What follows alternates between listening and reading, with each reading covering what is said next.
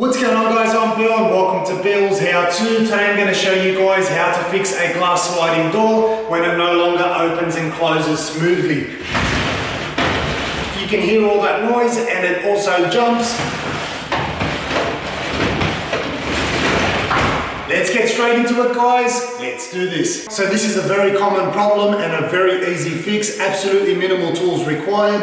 First thing we need to do is remove the door from the track. All we need to do is hold the door from both sides, lift it up into the top track and then slide the bottom of the door out. That way you've got enough clearance on the bottom of the door. So I'll quickly put the camera outside and show you guys how to do that.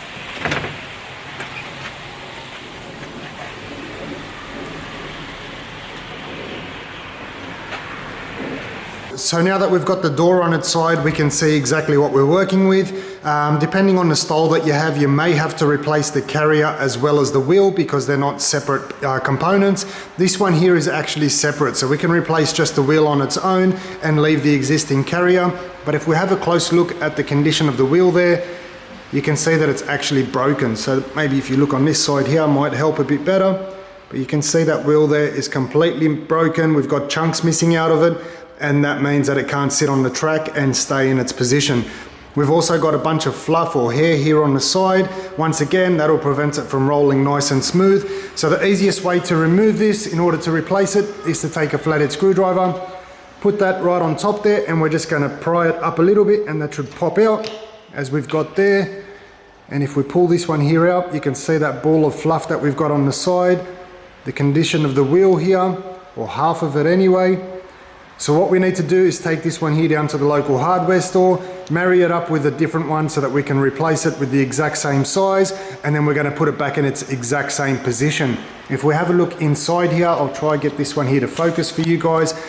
But the way we adjust the height on this one here is by using these little notches. So this one doesn't want to focus, but that little section right there, you can see all those little notches.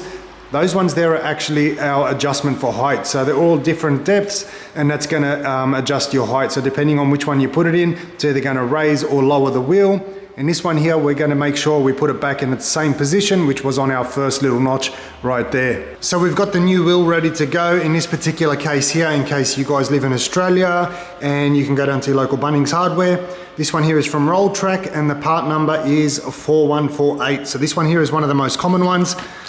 We'll open this one here up, take our new wheel, and remembering we're going to put it back in the exact same position. So just making sure we line that one there back up with our top little notch, click that one there in, and that is now ready to go. We're going to repeat the same process on the bottom wheel or the other side of the wheel, and then we're going to reinstall it. Put the top side in first.